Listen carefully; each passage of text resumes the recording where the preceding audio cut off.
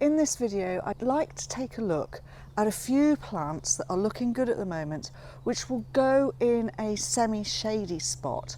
And a lot of people have got semi-shade, I'm sure, so these are all things that will be quite happy there. They're all naturally flowering at this time of the year, so they'd all be out together coming through.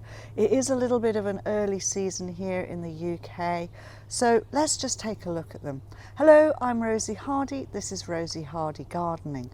If you enjoy our videos, please do subscribe to the channel. Let's start off with these two phlox. Now, phlox in the spring are usually the small alpine varieties, and they tend to be very much what I would say your little mounding types. And they want to be in full sun, they are wanting free draining soil, etc. Not these ones. These are Phlox divaricata, and these are native to North America, and they're from damp woodlands. So these are something that wants lovely partial shade. They will accept a position where they get shade for half of the day and sun for half of the day. But they are something that does require a good amount of moisture or moisture retentive soil. So that is soil whereby it can be clay with added organic matter, it can be lighter soils, but it will need a lot of organic matter in there. But plus, if they are in a shady spot, then they don't tend to dry out quite as much. So leaf litter is brilliant, your own garden compost is brilliant. Just take a look at them, and usually they're fine with it being really wet through the winter time, and they like it to still stay moist through the spring.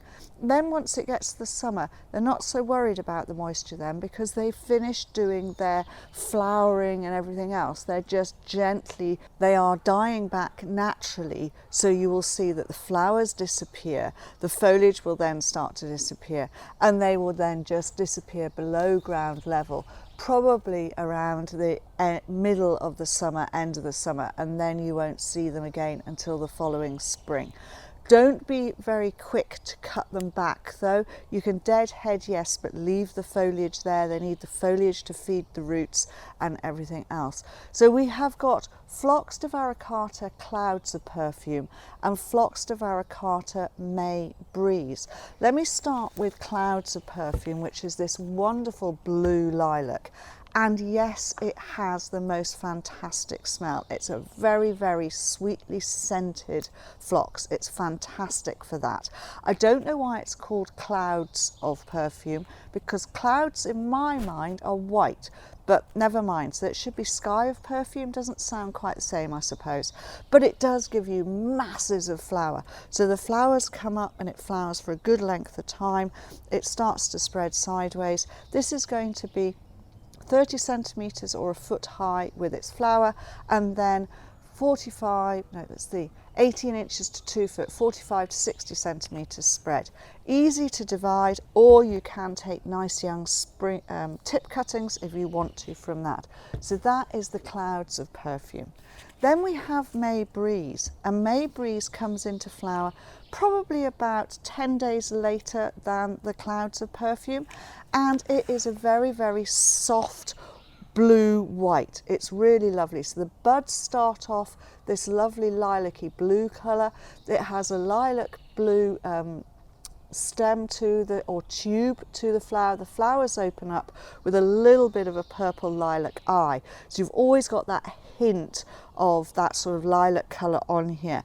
These again, just a fraction taller, so I would say more than a foot, probably about 14 inches, so say more the 40 centimetres in height, and then spread wise exactly the same as that one, as the Cloud. So it's going to be 18 inches to 2 foot, so that is 45 to 60 centimetres, and again absolutely stunning sweet perfume. So in a shady spot with a bit of warmth in the spring, that perfume just emanates everywhere. Really, really fantastic. So I love those ones early on in the spring for that shady spot, and apart from anything else, they really show up in a shady spot. They really look fantastic.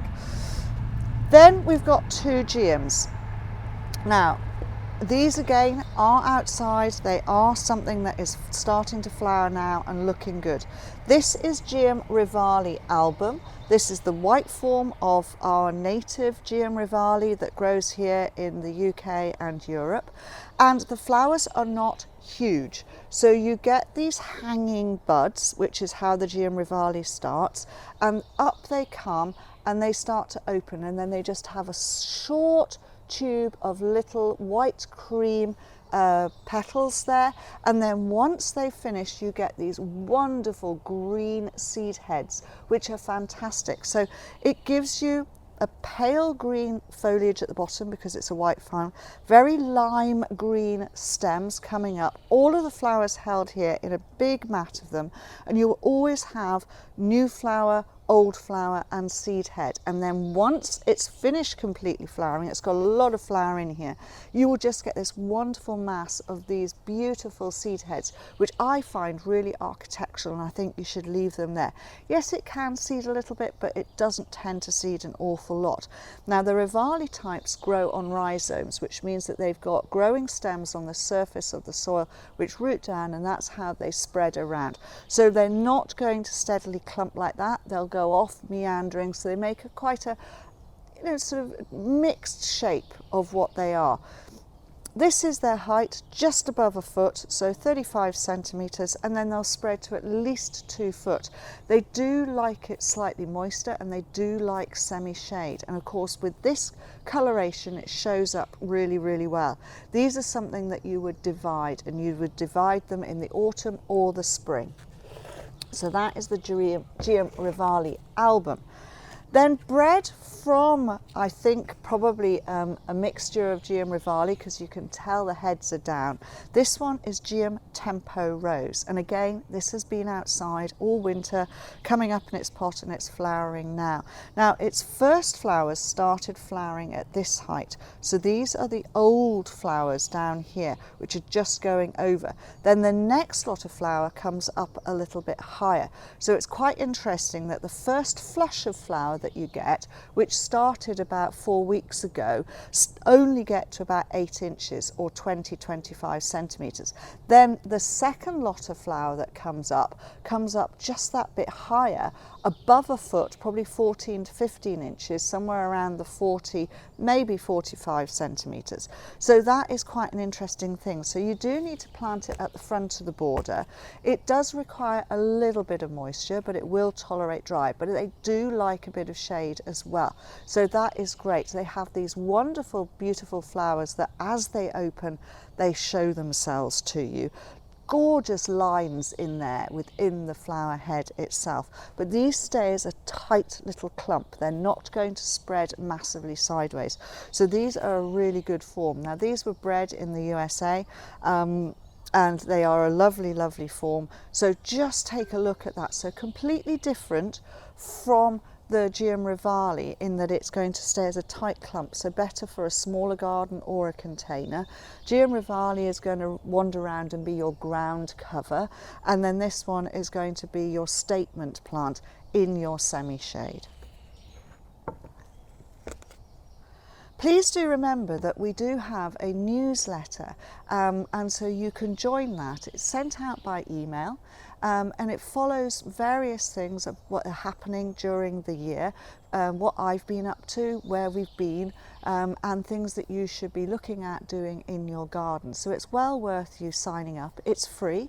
You also get an introductory video in there, a video that is not seen anywhere else, and it's all about a garden where I have helped to do the garden itself, help with the design, help with the planting and the plants, and so that is something, you know, just to have as an extra for you if you become one of our newsletter email recipients. Okay, let's have a little look at some large plants that you can have in the garden at the moment, and everybody keeps on saying, oh, you must have put this inside. No, this is Angelica, archangelica, and it is coming up naturally into flower. Now this is a monocarpic plant. That means once this bit of the flower has gone, and then the rest of the plant, it will die right the way back, and you probably will not get much more out of the plant that year. However, this one is putting up growths at the bottom, which does mean that the likelihood is that it will grow again and flower the following year. But they tend only to live about 4 years as individual plants, and then they seed around. And also in the bottom of this pot there are little seedlings coming up which will be a follow on, so it does seed around, but it's a wonderful architectural big plant that you can put in a semi-shady spot. Once it starts seeding around, it will seed into other locations, but it's very, very useful as a tall architectural plant for those sorts of spots. Now, you know, it is a mega herb, it's a fabulous thing. The foliage will get quite big, but as it comes up to flower, it loses that old foliage, so you just get the stems going up and it looking really good. It can stay as a leafy plant for probably 2 to 3 years and then suddenly flower. And quite often we'll put on as I say, these secondary growths, which then means it will carry on and it will flower the next year. But you do need to be seeding annually, both in the spring and the autumn. If you can set seed in the spring and the autumn, you will start to get plants that will flower year after year, and then you just have to keep on remembering to put them out. Probably the best way to do it, if you don't want to have them in the garden all the time, is pot a few into big pots and then you can move them into position. But they are such a fun big plant for this time of the year. So I know this is on the table, but it is nearly my height, so therefore it's heading up towards being 5 foot. That is what's 5 foot? 150 centimetres, maybe 160 centimetres in height, and then with its foliage, the actual foliage will get to somewhere around about 2 foot, so that's 60 centimetres, but it grows from a very tight base, so it's only the leaves which are causing that width sideways. But it is a fabulous thing. It'll go in most soil types. It does have a bit of a taproot. Once it's finished, cut it back. It's got a hollow stem, so it will collapse, but if you can cut it back early enough, you'll get that secondary regrowth on it, so that helps really well. Now this is an interesting Heuchera. This is Heuchera cylindrica greenfinch. Heuchera cylindrica greenfinch is a wonderful species variety. It's a really, really brilliant one. The foliage here is nearly round, so the leaves are nearly completely round when they're flat out. Totally green. Just makes a lovely clump, and then it has these very, very tall flowers, and the flowers can get up to nearly 2 feet tall. It's very, very good for flower arranging or for drying the flowers when they're done, but it holds itself up well. And then the flowers are green and they're going to open up, and when they're in full flower they almost look like wheat heads. So they are really stunning. They're totally different from a lot of the other types of Heuchera that you see, but they will go in a shady spot, so they're very, very useful. They're never going to get massive. The base of them will be around about 1 foot, maybe a little bit more, so that's 30, maybe 35 centimetres, and then, as I say, up to 2 foot, 60 centimetres with the flower, but the foliage will only be about 1 foot, so it makes this lovely green mound. It's got masses of these flower heads to come up here. Something just slightly different and looks really good in a shady spot. I would put it at the front of the border because you get this see-through appearance. The foliage and the solid bit is here. This is just wafty, lovely, soft green at the top, so it will show up well in a shady bit. So Heuchera cylindrica greenfinch, yes, you can divide it. It will put on new side shoots and you can divide it, so it's a really happy bunny. When it has finished flowering, if you pull out the flowers rather than cutting them out, it may stimulate it to put on more. Foliage will stay there and be semi-evergreen, so you will be able to tell where it is right the way through the winter. And then in the spring, it just needs a quick haircut, tidy up all the leaf, take that off, and then up comes through the fresh new growth, looking fabulous. We also have something else that is tall and wafty, and that is this, and this is Thalictrum black stockings. Now, Thalictrum black stockings is a really good early flowering form of Thalictrum with a very, very light, delicate rays of flower at the top. They're very, very open, very beautiful. Now, these are related to the buttercup family. They're Ranunculaceae, but they do not run around, so they make nice decent sized clumps at the base with their foliage. So they are going to spread eventually to somewhere around about 18 inches, 45 centimetres, and then you'll have a foliage of around about a foot as well. And then these beautiful dark burgundy stems come up. And what is so lovely about these is that it's not it's not foliage all the way up. It's foliage, a long bit of stem, foliage, a long bit of stem, which means that you always get to see this wonderful burgundy colour, and it even continues out into the leaf margins. And the flowers at the top are this lovely fluffy purple flowers, and they will flower for a long time. So not only do you get the top flower, you get a secondary flower here, you get more flower here, and you'll probably get more from the next leaf down as well. So they will flower for a good length of time. Height wise, it's going to get up to somewhere around about just under 4 feet. So yeah, so that would be 1.20 meters. So it's a good structural thing. The stems are strong, they hold themselves up well, and they will tolerate the semi-shade really well. So that's something else to put in that spot, just to give you dappled light, just to give you height and something really, really good. Then the last one we've got is this beautiful one here, and this is Veronica gentianoides, and this is Veronica gentianoides Tissington White. Now it is not pure white. We have to remember that horticulturists are really quite bad when they name plants because they don't sort of take into consideration this is not pure white. It is a white at the back, or very, very pale blue, and then it has the most gorgeous blue lines up through the individual flowers, and fabulous blue pollen on here as well. So all of those anthers are blue when they start. They are something that grows from a beautiful low mound here, and each of the individual rosettes will have a flower, and then it'll just rosette out. It will be semi-evergreen, so that rosette of foliage will stay there looking really good, so you'll know where your plant is. Normally people think of Veronicas as needing to go in hot, dry, sunny spots, not the gentianoides types. The gentianoides types prefer a little bit of moisture in the ground, so a moisture retentive soil, and they also would prefer a little bit of parched shade. They're great on east and north facing borders, really, really good for them. If you put them in south, they will shrivel up. They don't like that. So the Veronica gentianoides types are much better in parched shade or dappled shade, in a soil that retains a little bit of moisture, or you've added a good amount of compost, you've given it a good mulch. They will work really well. Now they are a one-off flowering, but they flower for such a good spate of time, in a time when there's not much more out in flower, that they're really worth it. It is called Tissington White because it is a plant that was found by Rob's grandfather, and it was found at Tissington Hall in Derbyshire, and Rob's family can be located back in Tissington village for over 350 years. The family has ties to Tissington. So when we were given this plant by my sister-in-law and given the history of it, and it just came as Grandpa's plant, we then called it Tissington White to honour him and to honour the village. So that is why this one is called that. So sometimes the backstories to these plants are as interesting as the plant itself, but it is a wonderful plant. It is really good. You can divide it up, it will look fantastic. So there we go, we have an array of plants that you could all put into the shady spot.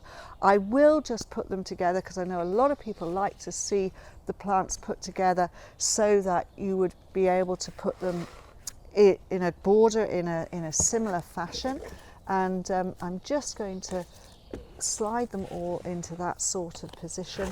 We will get them, let's put that one in there, that one in there, put a little bit of height there, put that one there. No, I'm getting my colours confused. Anyway, I think that would work quite nicely. There we go. So you would be able to have something like that array in there. You'd probably have this a little bit further back. These could all go in there. And that should make a really nice border for you in a semi-shady spot, with other plants obviously coming through, but this would give you interest at this time of the year. Thank you very much for watching, and please do subscribe to the channel. If you want to watch another video of mine, YouTube thinks this one is perfect for you.